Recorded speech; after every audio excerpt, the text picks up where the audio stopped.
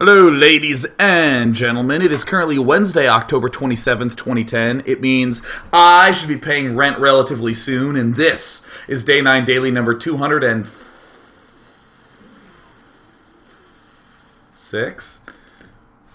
I have no idea. I'm actually going to check the IRC. 206.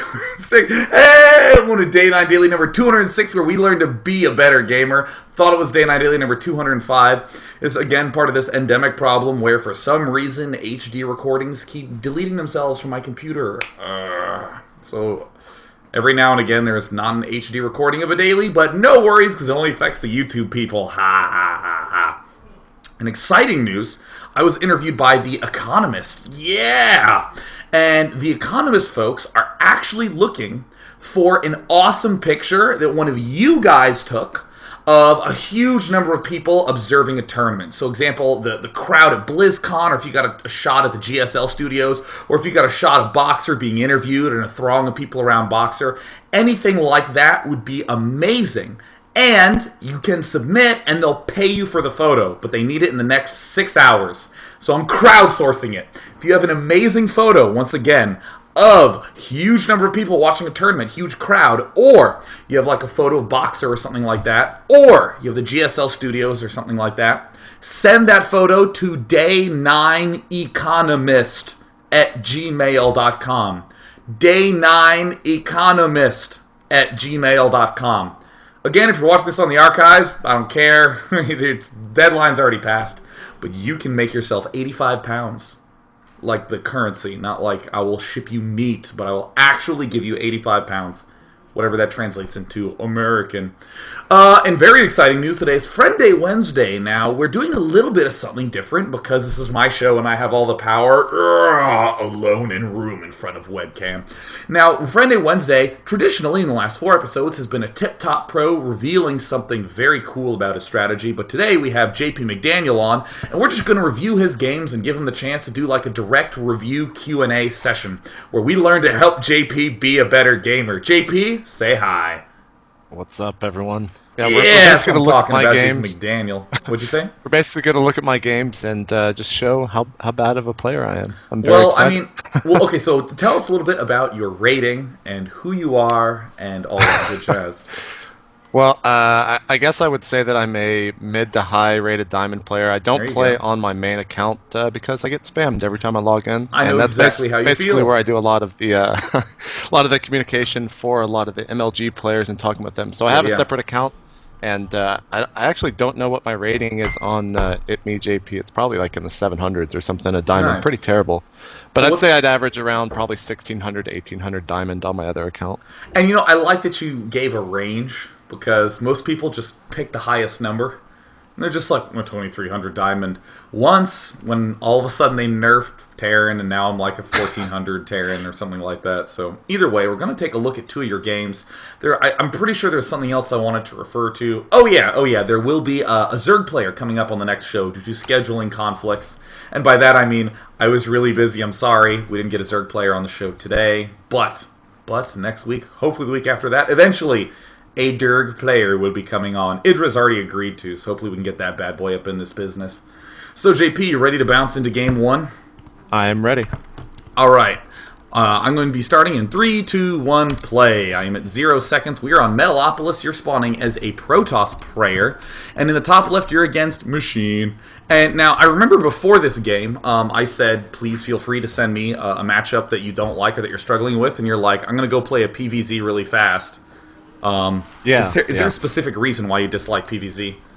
Well, I play random like yourself, and a lot of times you kind of just play random, so you don't really have the choice to work on any selective matchups unless you're playing customs. And the thing that I hate about PvZ is kind of the mid game, early to mid game. Once you get up a second basis toss, it's so hard. At least whenever I play, I talked about this on the podcast, State of the Game, that I do with In Control and Noni. And trying to get to third base, if they have mutas out, I find that map control is so easy for a Zerg user to hold on a toss, and it's just so hard to get a third up. Seriously, and as I clatter around the dishes on my table trying to get my keyboard into a good spot, I do agree with you. And so totally we'll be looking at that sort of thing, how to put more pressure on the Zergy player, because that's definitely been the recent gigantic concern, is how do you deal with the Mass Mutalist play. And it looks like Machine doing his usual thing, setting the Overlord out. And you are building Gateway at your front, you're sending a scout out. So tell us a little bit about what your plan is. So basically, I started playing random a while back, and I would literally go into a game without any plan whatsoever and just kind of play 100% reaction. And I did all right with that, but then I realized, well, this isn't going to work for even much longer because I started hitting 1300, 1400. So I started going down to one build order per matchup. And I started losing a lot when I did that at first because it was hard trying to figure out the exact matchup or the exact build to go in each matchup for me. And this one, I got to say, I kind of reverted back to the to doing whatever I want in the game without any actual build. But I was talking a lot with Jeff actually about this matchup yesterday, so you'll see pretty much the build that I went for, something that Jeff was telling me about. But it's all right. It's a little bit less than ideal. Sweet. Hey, I know those words. I actually paused it. I'm at 2 minutes and 58 seconds. I paused it without telling you, just because I like surprising you. But I'm noticing you're building a Zealot before you're building a Cybernetics core, and I'm kind of curious why exactly that is. Sometimes if people don't go for this fast hatchery like Machine is, they'll sometimes run Lings in, and I always get really annoyed by that. So to try to rectify that, I always just make a Zealot and wall off early, especially if they're close spawns, say at like the 6 and I'm at the 3, or if I'm at the 12 and they're at the 9 or something like that. Yeah. But, I mean, like, when you say early Lings get in, like, the immediate question I have is, when are those early Lings actually coming? Is it like a 10 pool? Is it a 12 pool after Overlord? It's usually around a 10 pool. If I see Hatch and if I scout Hatch, I will usually skip the Zealot, but I scouted kind of late, didn't see the Overlord come in from that 12, so I went ahead and made the Zealot. Okay, so here's something that I think is useful to know, like, because I always say a ton about little advantages. So you've already said if you saw that no Lings were coming, you'd want to get the Cybernetics core a little faster and then get the Zealot, right? Right. And so in my head, I always separate the pool before the Overlord and then the pools after the Overlord as the same basic thing, because if he builds his pool after his Overlord, you're going to hold it off if you go core then Zealot, right? Right.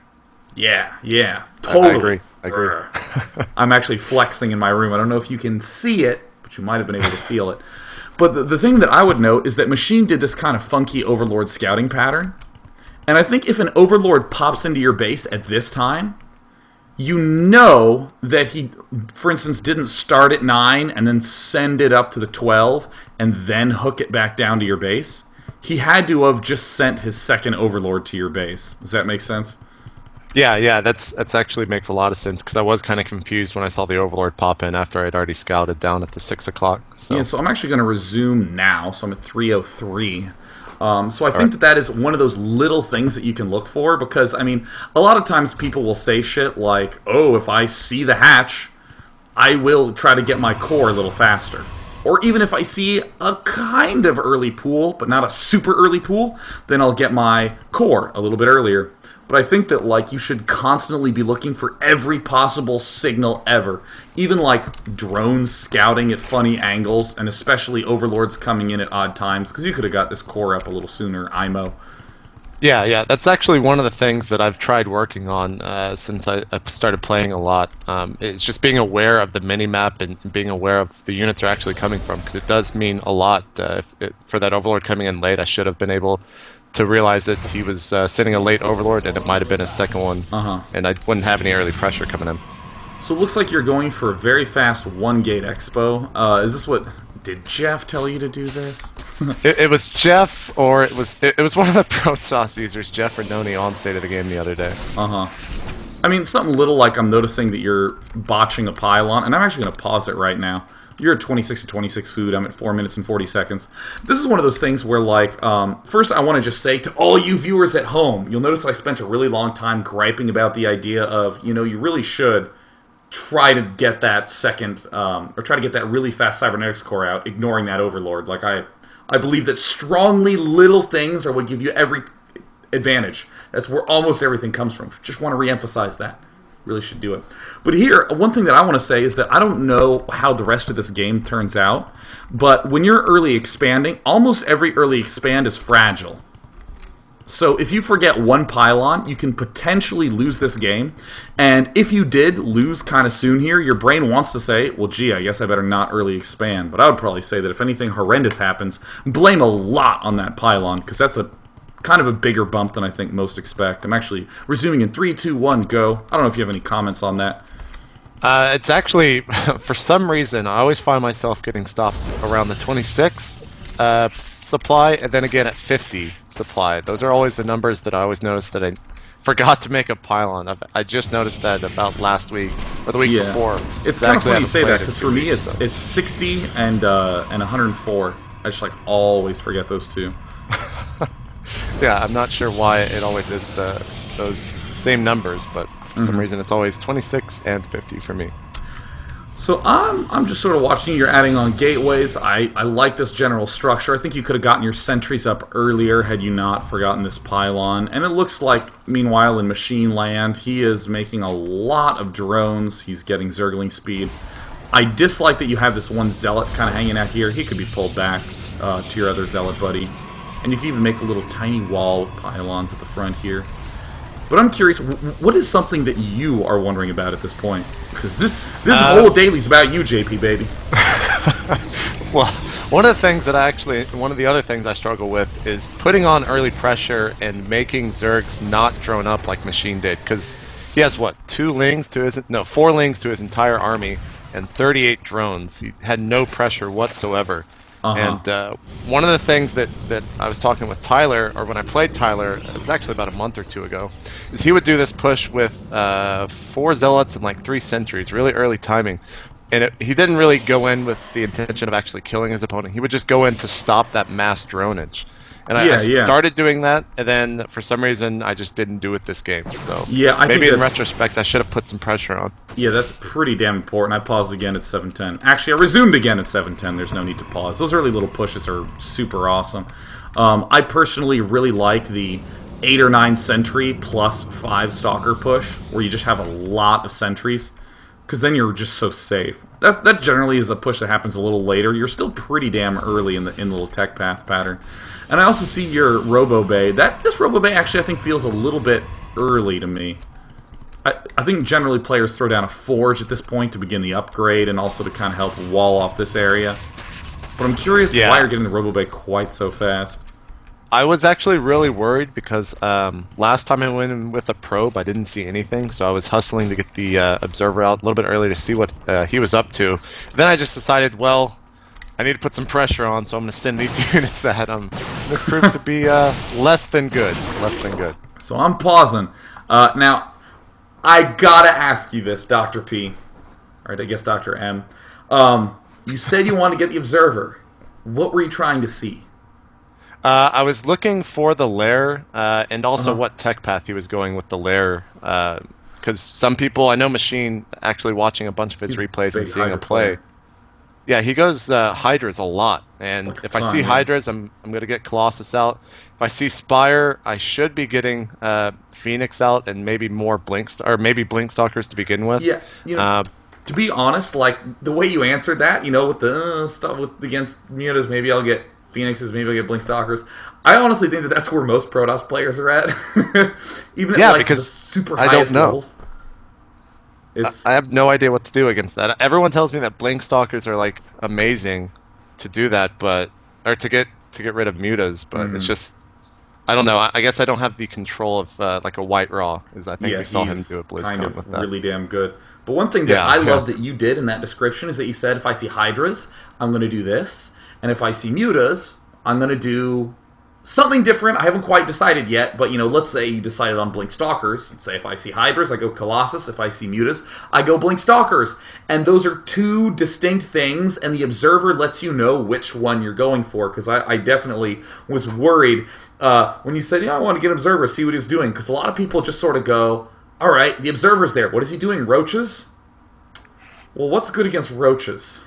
Okay, well, I guess immortals are good. I guess I'll go Immortals this game.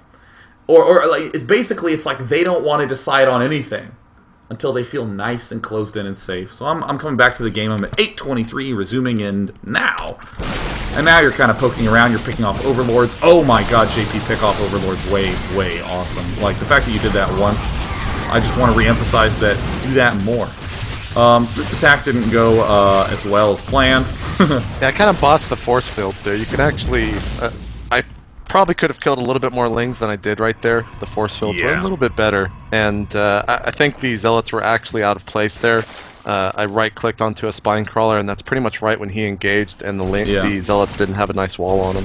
I don't think you should ever really engage the Spine Crawlers with that sort of army, because it's small, it's sort of cutesy, it's sort of techy.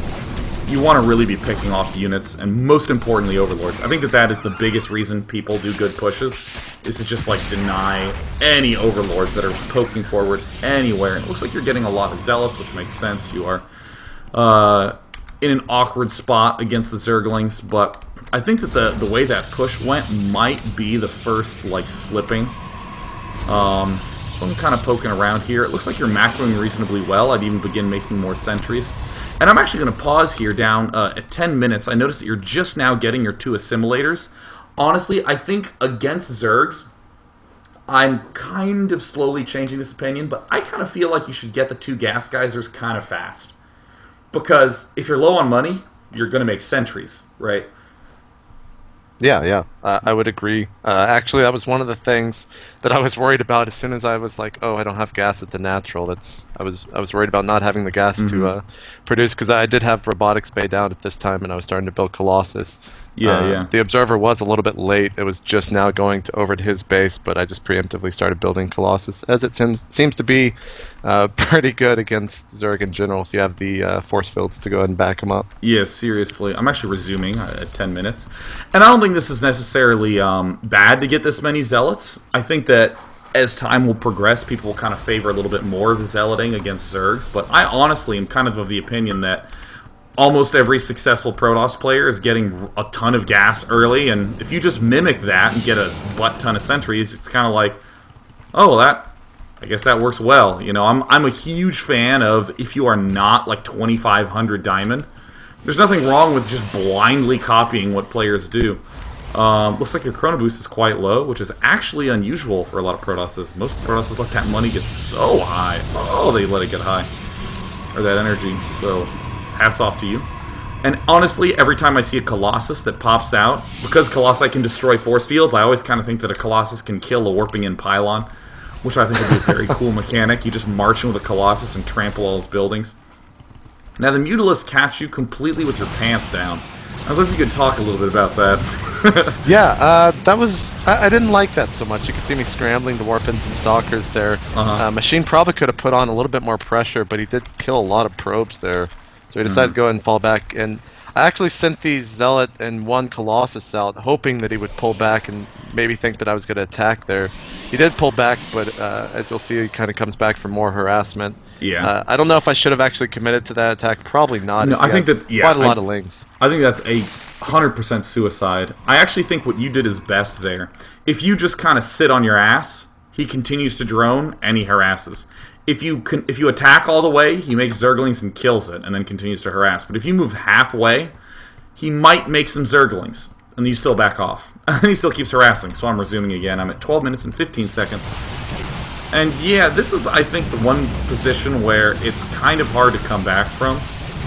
I'm actually times 2ing it right now, as the Mutalisks kind of bounce around to harass, and it looks like you're doing as best a job as you can.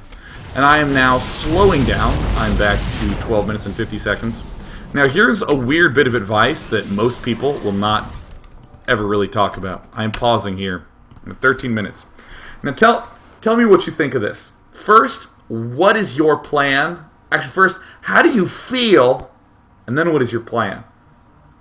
Right now in the game, well, I actually did just send a probe to try to take the third, but there was a random Ling that killed the probe, and I just didn't notice it or something. It's just poor map awareness. Yeah. And basically, this is exactly what happens in every PvZ where the Zerg goes Mutalisk. Is I get into this situation, I feel 100% cornered into my little section of the map. If I move out, he's going to come and kill a ton of probes and kill pylons, whatever he wants to in my base.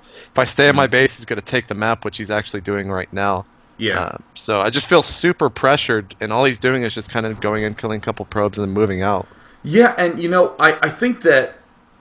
So the one word that I want to just latch onto in that list you gave was cornered.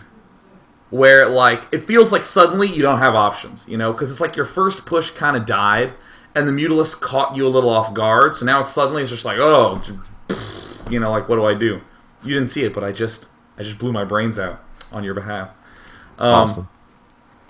And this actually happens a lot in a lot of matchups, and normally my words of advice is don't worry about this phase of the game at all. You shouldn't have gotten here in the first place. You should have not gotten supply block to 26. That push should have had a few more sentries in it. Because honestly, early pushes do kind of need a lot of sentries, because the sentries are the back off and let me retreat unit with the force fields, obviously. But in this position, sometimes what works really, really well is to turtle up and try to get a Doom army. Like, not to do prodding, not to do harassment, not to try to do any sort of small little garbage, but I think what you'll find can be very successful is if you just build a lot of cannons, keep all your stalkers in your base, mass up till you have 7 Colossi and a ton of anti-air to deal with Mutalisks, and then just 1A. Because you're basically banking on the fact that your close to maxed army will be much stronger than his close to maxed army. So, I mean, if you're a Terran player and you've been relying on Marines and Marauders a lot, and then you get cornered back, just massing up a ton of tanks to have the undestructible and just kind of move forward and glom onto expansions and then do a Doom push is going to be way better than just sort of sitting and trying to poke and prod with tiny amounts of Marine and Marauder that'll only sort of give him a bigger advantage. So I'm actually coming back and resuming in 3, 2, 1, playing it. It's actually kind of funny that you... Oh, go ahead. I was going to say, it's actually kind of funny that you say that, because I was playing, before I ended up leaving for MLGDC and then BlizzCon, and playing ZVP, and that's actually what one of the Protoss players did. I had map control, and he just kind of made this gigantic army, pushed out, and I was only still on Mutiling, didn't have the Ultralisk gun, he just kind of rolled over me. It was very upsetting to lose, because I was like, I had map control, I had the greater economy, and he just kind of 1-8'd into my base and threw down some decent force fields. Yeah, the problem is if you're against like a player who is aware that you're doing it, they will kind of push and prod. But even the players who are aware of it will still kind of struggle against that Doom push. Yeah, like you're taking a third right now. In a general sense, yeah, sure, taking a third expansion relatively soon is good, especially if you plant it in the form of a happy face, the way that you did down here. But I mean, it's just too much spread too thin. I actually don't like taking a third if you are way, way behind, unless it's a hidden third. And then this attack feels a lot like, oh god, everything's going wrong attack. Yeah, that's just like, well, he's probably going to kill every single probe in my main, and then I just kind of 1-8 into the base. And then, again, the Zealots were out of place there with the Stalkers behind. He just kind of pincered on both sides with the Zealots, and all just went to hell, so... Hey, no problem.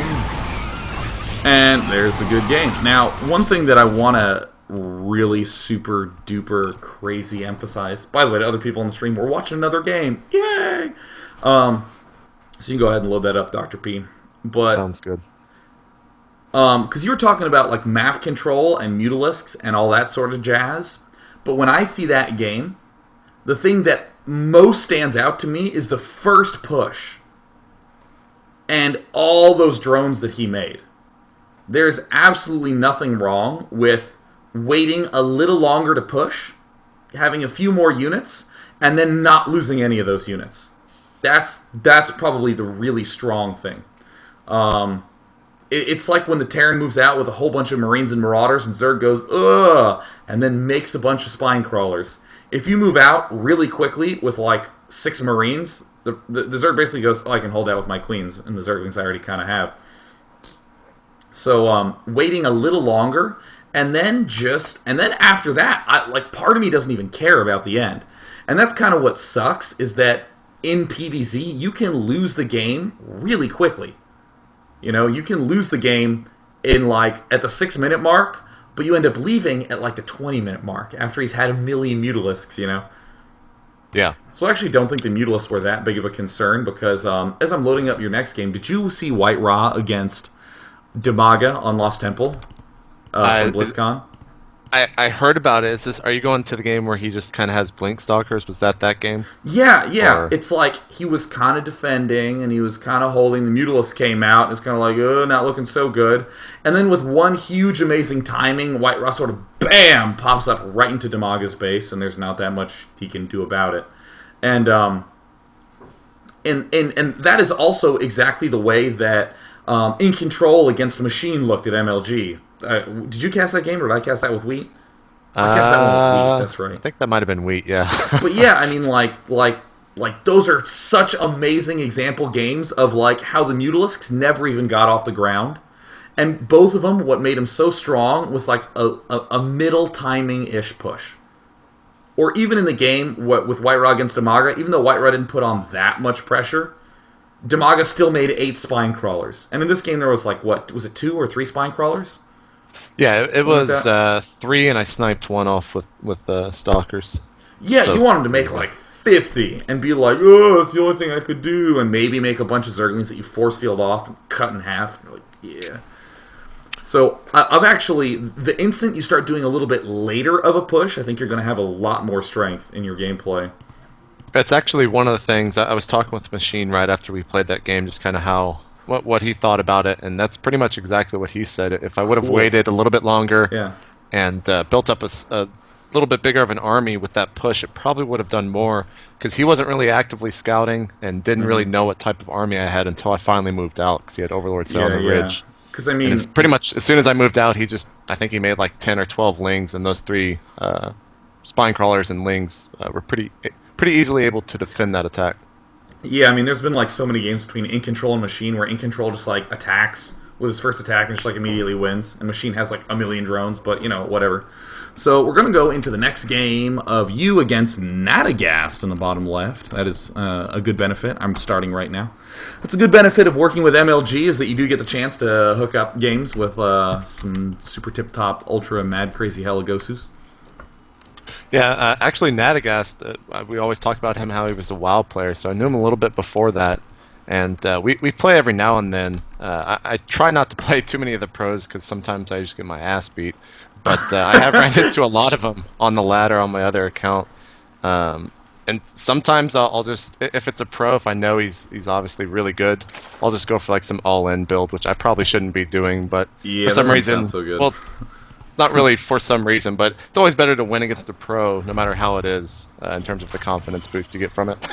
Oh, I see. That makes sense. Now, Nadagast is going to have, after this game, I asked Og to play with me, and then what does he say? Basically, he establishes an excuse as to why no re at the 1 minute and 20 second mark, which I always think is a wise play. Yes, yes. So, immediately, I want to ask questions like, what is your plan, JP? So, plan against this, I was kind of worried. We were actually talking before this game with Nadagast on what he feels this matchup is all about. And so I kind of had an idea what he was going to be doing, because he ends up doing the same exact build that he talked about. And watching a lot of the Zergs play, watching like Idrith play, they always just go for a quick expansion, because there's not much Terran can do early on now with the Reaper change. Yeah. And I feel pretty safe going ahead and getting that up, and then just powering drones. If I see any attack coming on, then I make some lings and try to hold it off. But I feel like this is actually kind of dangerous to do if he scouts this and sees somewhat of an all-in, or not sees the fact that I'm going hatchery and powering drones. He can kind of turn around and make a ton of bios and just push forward. And if I'm not ready for it, I'll end up losing right there. Kind of what you were talking about with EG, In Control and Machine. Yeah. Well, I'm really curious about like your mid-game plan. What are you trying to get to? Because you are doing a pretty standard early expand. We'll be gassing kind of soon. We're going to see Nadagast do something a little funky where he gets an ultra-fast reactor and then gets a command center, which I think is a solid build. I actually did it against Terran quite a bit. But, yeah, what's your mid-game plan, damn it? So mid-game plan, get Banelings out and get Mutas out and try to hold the map and stay one base in front of my opponent and get some Ultralists out end game and then push for the win after that. But we'll see how this goes. I'm not the biggest fan of this Overlord going over here to the left. I mean, this Overlord, it seems like its entire purpose in life is just a suicide to try to get information. Is that accurate? That would be 100% accurate. Funny thing is, I don't believe I move it in at any given time. Nice. And this other one going down to the bottom? Yeah, that I think I placed that right there at the expansion so I could see minerals. Once I see the SCV start mining from that, I kind of know what he's up to because, again, I knew the build. He told me about this build before we started playing, so I cheated and kind of knew what was going on. Well, that's quite clever. I also noticed that you made 6 Zerglings. Yeah, that was one of the things that I think was a big mistake with this because that could obviously be 3 drones. Again, I knew earlier with the scout, I saw the 1 Rax and saw a command center going down. Here comes the bunker right there. Mm-hmm. And I was trying to put on some pressure right here, but pressure really doesn't do much to Terran. So I kill the SCV, see the other one with the 4 Marines there, then just decide to back out. Yeah, so I am personally a fan of only making 2 Zerglings, because you can at least pick off SCVs and control these watchtowers here. But I honestly think that even though you did end up making more than that, the fact that you pushed with them is really good, and the fact that you killed it off. I think that if you killed off the SCV and only lost 2 lings, it would have been good, but the fact that you lost 3 makes it obviously weaker, but I think it was actually a little bit too big of a loss at 3. And you're getting your layer, like, really fast. Holy crap, is that fast. That was another thing. This was actually the first game. I'll make excuses right now. That was the first game I played after getting back from the entire trip, and I wasn't really sure what I was going to be doing here. Probably could have been powering drones a little bit more and getting my economy up. Mm-hmm. That Overlord paid off, though, on the left, and saw this SCV trying to scout around, so that's my defense. I knew about the future that the SCV was going to be sneaking around. I'm pausing at 6/27, which coincidentally is my birthday. Also, interesting fact, June 27th is also Helen Keller's birthday. Pretty cool birthday to have, my friends. So, I want to push you a little harder on this about why you skipped Zergling speed and got the layer so fast. Is it because you knew about his build beforehand and you knew he was going to be expanding early? I guess I'm just going to kind of cop out and say that was just a bad idea altogether. But I want to know, because every bad idea has at least some motivation to it. It might have just been the fact that I was trying to get... I think I ended up getting a very, very fast Baneling nest and get Banelings up. I was worried about that Rax with the reactor on it, thinking that he might just add on 2 or 3 more Rax once he gets expansion up, and then push kind of with that small army. And I figured that Banelings would probably be the safest play against that, so I got to layer up pretty quick to go ahead and get Baneling speed, because I don't have creep being spread right now. That's kind of... Okay, so I think that logic makes absolute sense, right? And it sounds right on paper.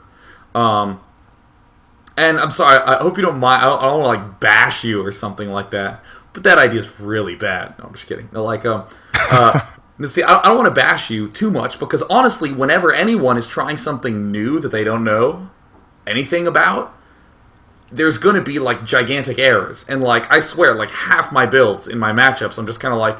Well, I'm doing this because that's just kind of what I did, and I have really no idea, but I'm just going to try it. You should do that, damn it. I'm pointing to you, viewers. That is the correct thing to do. There's nothing wrong with that sort of, like, thing. Just like, well, I hadn't really been playing much, and I saw a reactor and just said, let me rush for Baneling speed. But the one thing that I want to note that happens almost unanimously whenever anyone is trying to just do something new, which is that they way overcompensate for it. So, for instance, when I go and I look in your base, I see that there is not really any creep spread. You're low on drones. The layer is coming up super fast. There was a ton of larvae just kind of hanging out in the main. You don't have Zergling speed. You're kind of vulnerable right now. It's like you said, okay, well, I should probably be getting Banelings with speed, so I need a layer and a Baneling nest. And then instinctively your brain just BAM! Gets it as fast as possible. And I would strongly recommend to everyone to slow it down a little bit. To back it off a little bit. There's nothing wrong with doing something at like the 8-minute and 30-second mark instead of the 8-minute mark if it's your first time pulling it off. And then if it's your first time pulling it off, you get it to 8 minutes and 30, you say, I want it to feel that good at 8 minutes and 20 seconds. and then at 8 minutes and 10 seconds. Maybe if I'm really good, I can shave it down to 8 minutes and 5 seconds, and that sort of thing. So I would say that this is a good instance of that. I'm starting in 3, 2, 1, playing it. So 628. Because I think that actually. Oh, what? Well, I was gonna say it's actually one of the things that I feel like towards the end of this game you'll see is that my macro just slowly starts to kind of fall apart, and a lot of that could probably be contributed to the drone count this early on, I would say. Actually, like when I this is the one game I have re-seen, dear viewers. But I think that is a good problem to have, that your money's like so high, and I'll talk about that when it comes up. But I mean, like your queen energy's low, you're getting these double gases, but you're still a little bit low. You're still a little bit tight on the money front. Like, I'm even noticing that you're very broke right now, and you're still getting more larvae.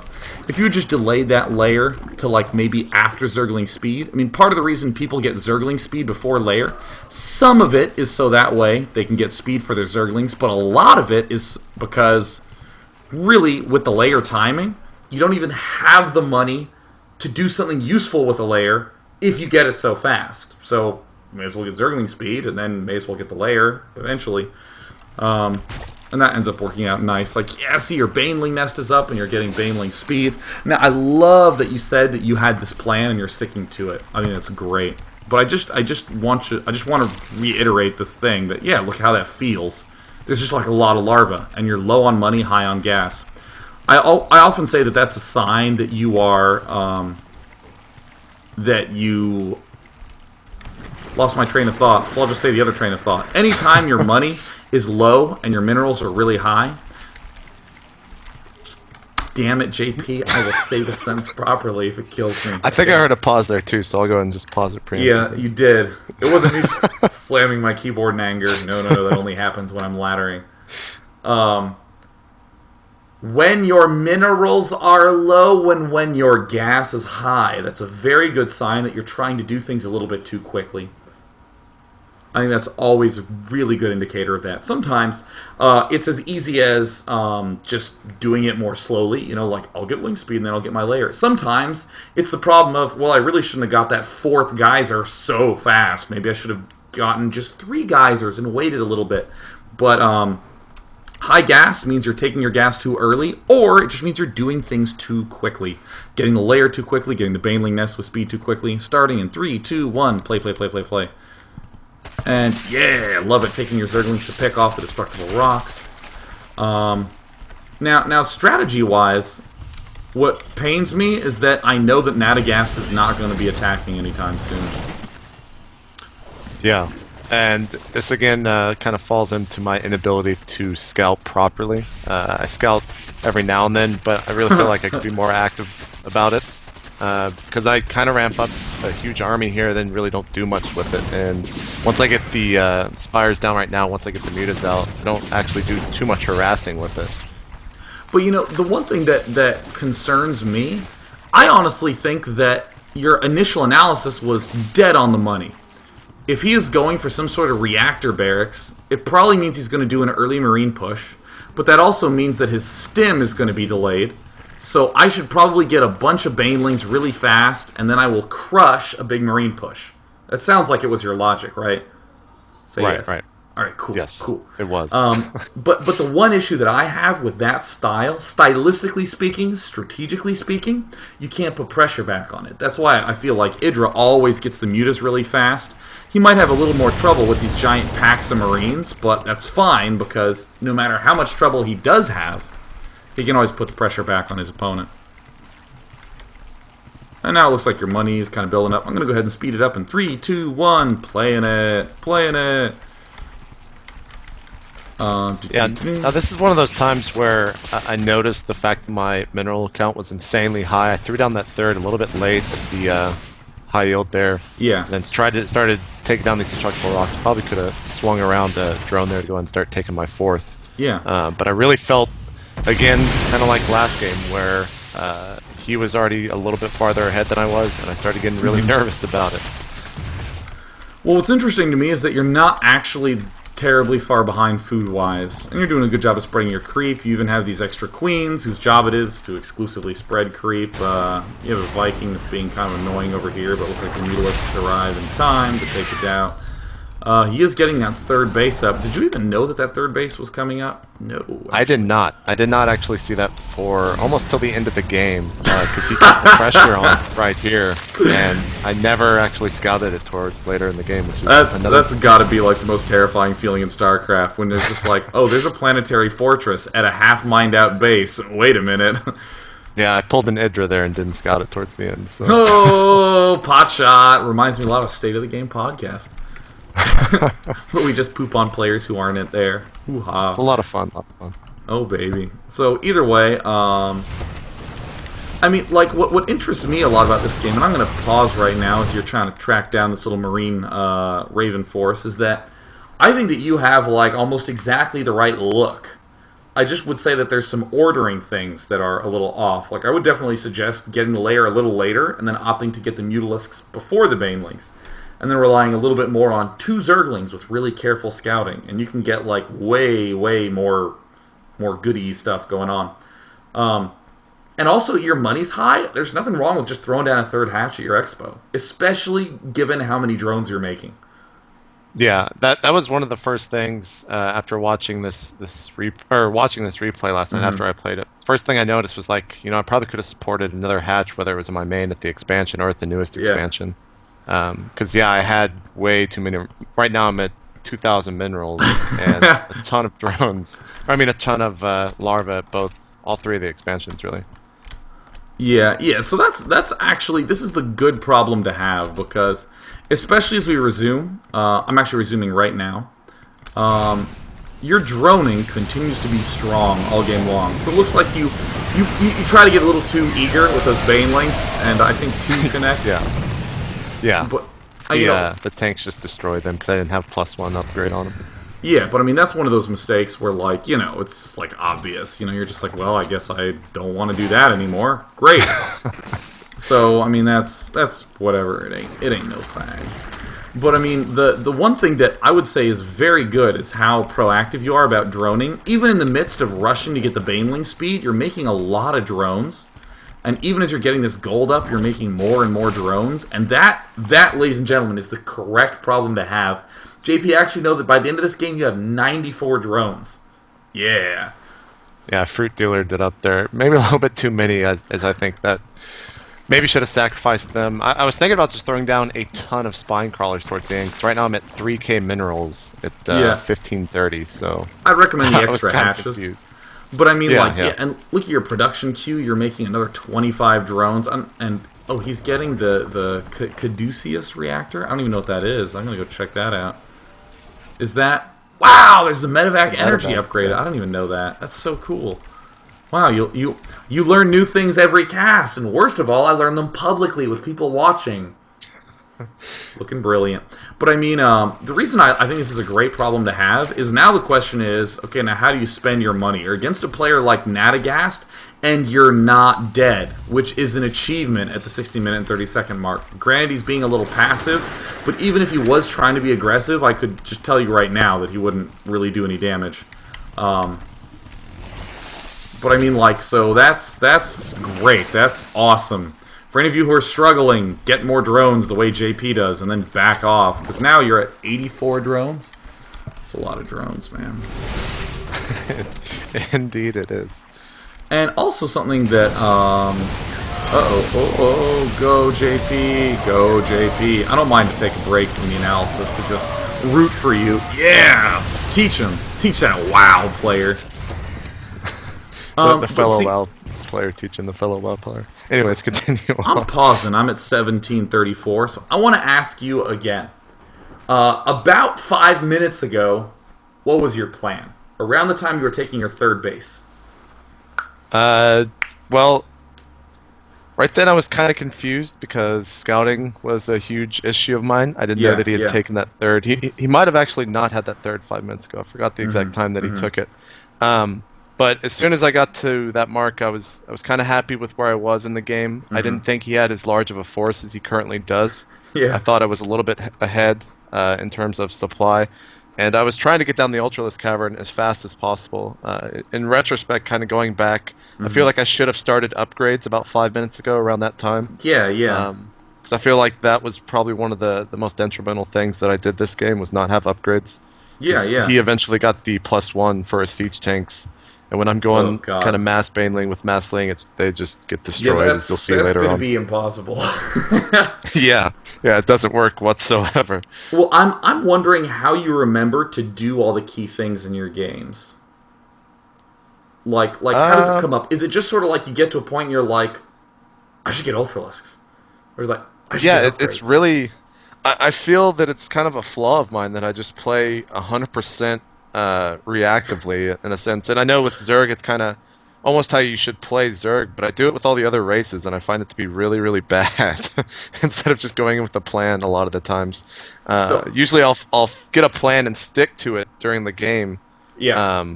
But sometimes that also pigeonholes me into going something that I shouldn't be going because they'll change it up and I'll stay with the entire army composition throughout the game. So I'm gonna suggest this.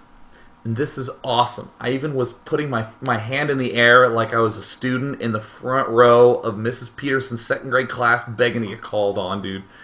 Here we go. What I think is really useful is to group things together at various stages. So for me in Zerg vs. Terran, here's my groups.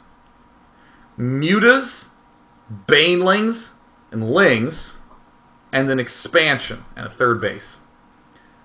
Mutas, Lings, Banelings, and a third base. I just have a group. And then my next group is upgrades, infestors, and hive. And then my last group is ultras and adrenal, and a fourth. And what's so useful for me with that is that anytime I start to take my third base, my brain goes, and where are all the Lings and the Banelings and the Mutas? And then if I start getting upgrades, I kind of go, well, maybe I should be getting some infestors and hive tech right now. And then if I start getting ultras, I kind of go, yeah, I definitely need to remember adrenal, and oh yeah, I should probably be taking a fourth about now. And sometimes I learn, whoa, that fourth base that's in my last group, I can actually move that up and do like upgrades, infestors, hive, and a fourth base. What does that make you feel, JP? What does that make me feel? I almost feel that I do the same thing, I just don't think about it. I was kind of surprised to hear you say that you get ultras on 3 base, though. Is that... You feel that it can support that? It was a contrived example to point out that you could move groups around.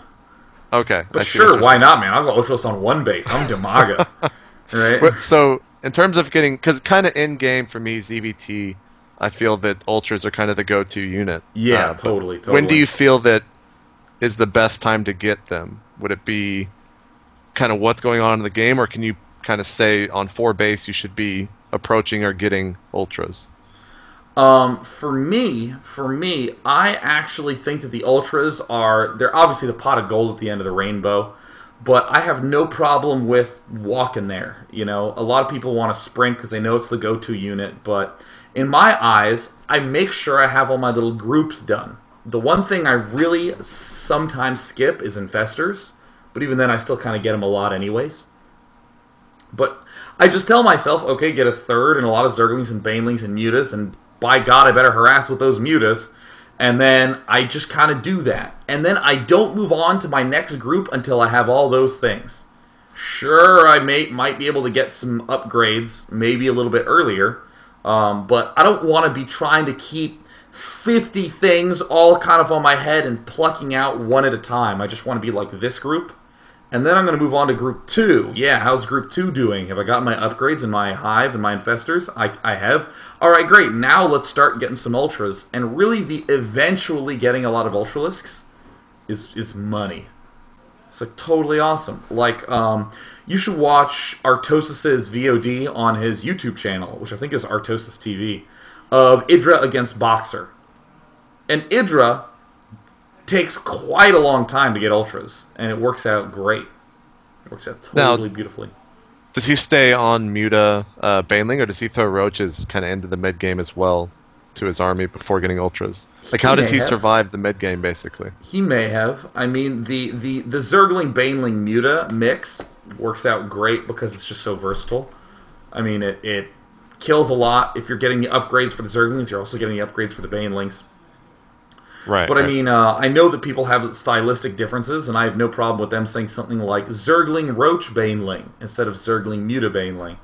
I'm not sure I answered your question. Maybe you want to re-ask it, and I'll do a better job next time. I was just asking, in terms of roaches, do you feel that with the change to 4 range, do you feel that as kind of a mid-game go-to unit to maybe possibly wait a little bit longer to get Ultralisk or to transition into Ultralisk from is kind of the way to go to add to your Mutalisk Baneling army, and maybe just completely not go any Lings whatsoever?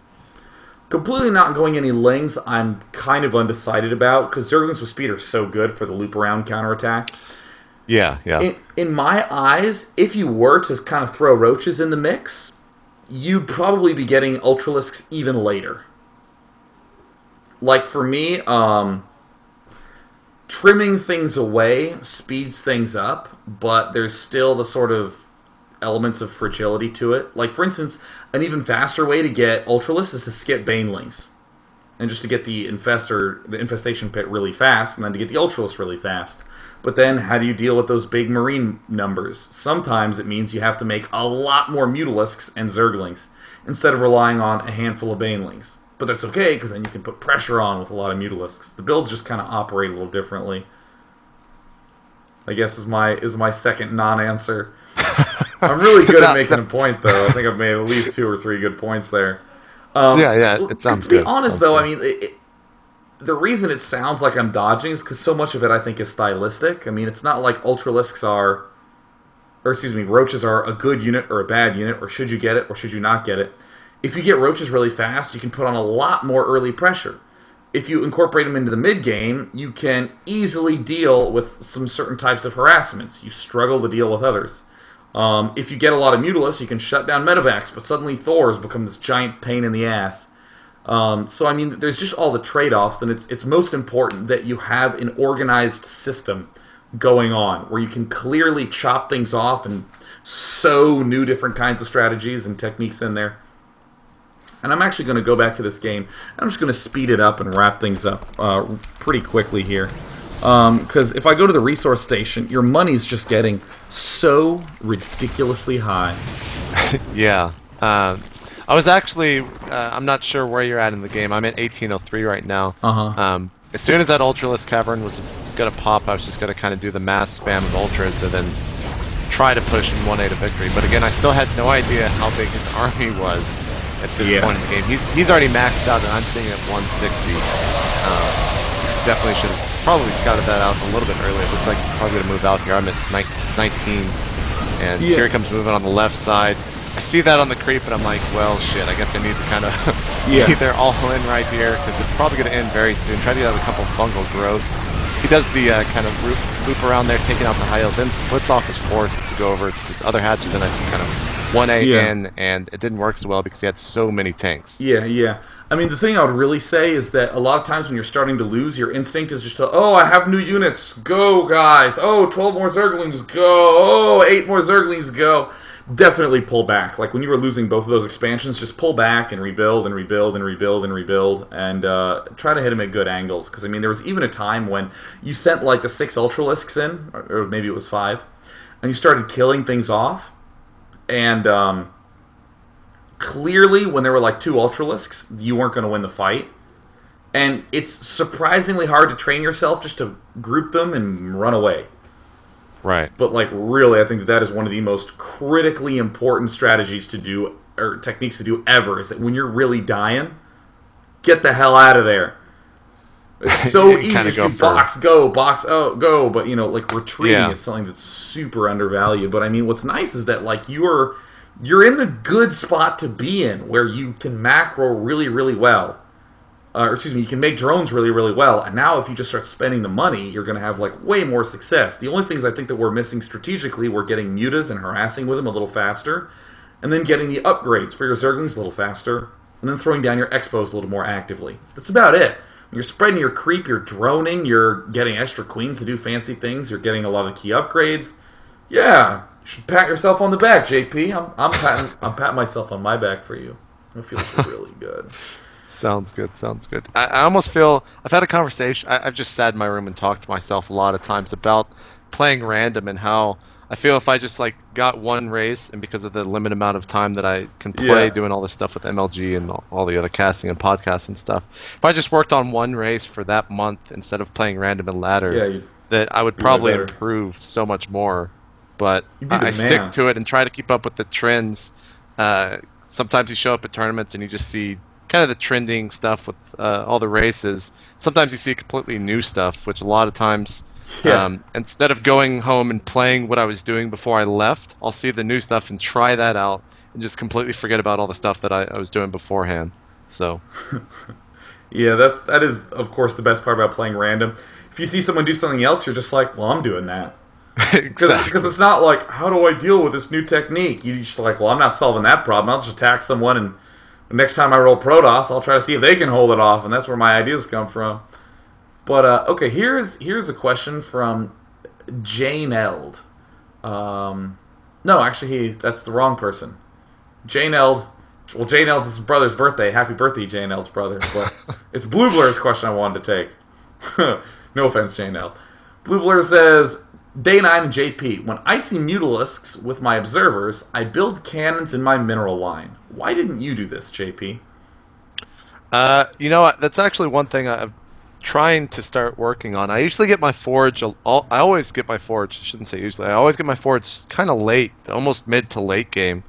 And I feel like if I'm going to start doing the fast expand build, that I could possibly get it a little bit sooner. Yeah. To throw down some cannons. Because I always feel that as soon as I move the stalkers and join up with the rest of the army, that the base is 100% open to whatever mutas he wants to send in, and there's nothing else I can do except spawn more stalkers in the mineral line. So I kind of feel like I should be getting them, but the other thing is I really don't like I don't like cannons because they just sit there in the main. It feels kind of like wasted resources a lot of times. So I'm kind of Yeah. on the fence on what I want to do in terms of cannons in the mineral line. Yeah, I'm a touch torn on that, but this is my here's my unusually strong opinion for someone who claims to be undecided. Um, if you are in a position like you are in, JP, where you're like screwed, right? Like you're just like, oh my god, my attack didn't work. Mutas, what the fuck, mutas? And you kind of have the panic mode. I think there's nothing wrong with building some cannons to turtle up really hard and have nothing mess with you anymore, so you can get your Death Doom army rocking. That I'm sort of fine with, but the real answer is, I think small Uh-oh. numbers of cannons, like 2 cannons, 1 cannon in your main mineral line is fine. That's can almost never be bad. Because I mean, 0 cannons always. Come on, even if you are the most mini-map watchful person in the world, you're sometimes not going to have units back there in time. Yeah. But I think that the solution is just to be in a position where you don't really have to worry about it. Best example ever: In Control against Machine from MLG DC was an amazing illustration of how In Control built 1 cannon in the back of the main. Didn't really ever have to do anything because In Control was putting such an absurd amount of pressure on Machine. The Machine couldn't even do anything with the Mutalisks except really defend. And the position you want to put your opponent in is, if he attacks me, I attack him back, and I take damage, and he takes a lot of damage too. The situation that JP was in, where it's like, there are mutas, and I can't attack and do anything. We call that an already lost position, and you just want to never arrive there. So, in my eyes, it's earlier aggression at the outset. Yeah. I'm going to ask you a question, JP. Uh-oh. Yeah, here we go. How do you practice? And I know you said you do a lot of randomness, but I know that there's at least some method to your madness. I mean, in terms of if I play ladder or custom, or I mean, I actually don't play very many custom games. I don't like Really? going on to It Me JP unless I need to talk to players, and I literally have no one on my friends list on my other account because I just want to play in 100% peace. So it's pretty much Yeah, always playing ladder seriously. games, and I mean, I feel like the best way to practice for me is if I play one build but I'm also a very emotional Yeah. player in the sense that I go on tilt if I lose a game when I know I should have won it. If I know that one crucial mistake that cost me the game, I That's just get like every furious. game. Come on, that's the way this Well, game well, works. sometimes I'll watch a game and I'll be like, I don't know where I went wrong here unless it's just kind of like the last attack. Yeah. I actually have a hard. I find it's really hard to analyze your games right after you play them because Oh, yeah, you're don't on do tilt that. and it's like, oh, I was perfect player. I don't know what I did wrong. This Yeah, guy's you watch just it, gay. or, Yeah, it was just or you do bad. like, I'm such an idiot. And you're just like, oh, like flipping your keyboard, or in my case, my IKEA desk.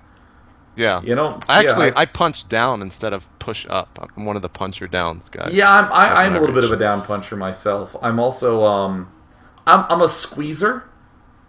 A squeezer. Squeezing to me, it doesn't seem like you get any energy out. You're just kind of like squeezing down on something. I'd rather. Here's something great. If you're really angry, take a towel and just twist it like really really tight, and then let go, and then just keep twisting it.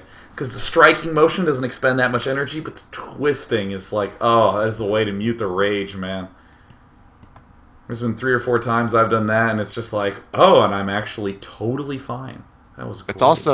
It's pretty funny. My brother just walked in the room, and I remember I've lost a couple games, and just like I had a stress ball, and instead of squeezing it, I'll just throw it at the roof of my room, and it makes the loudest thud in the world. He'll turn to me like, "What the hell is that?" And I'll just be dead quiet because I'm just furious with myself after that loss. So, Happens.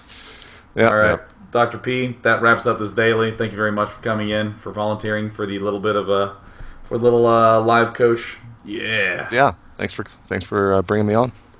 Dude, and both JP and I are, of course, doing Major League Gaming in Washington, Dallas. Washington, Dallas in 2 weeks. Go to Dallas, Texas, and you can see us hang out and chill and all that good stuff.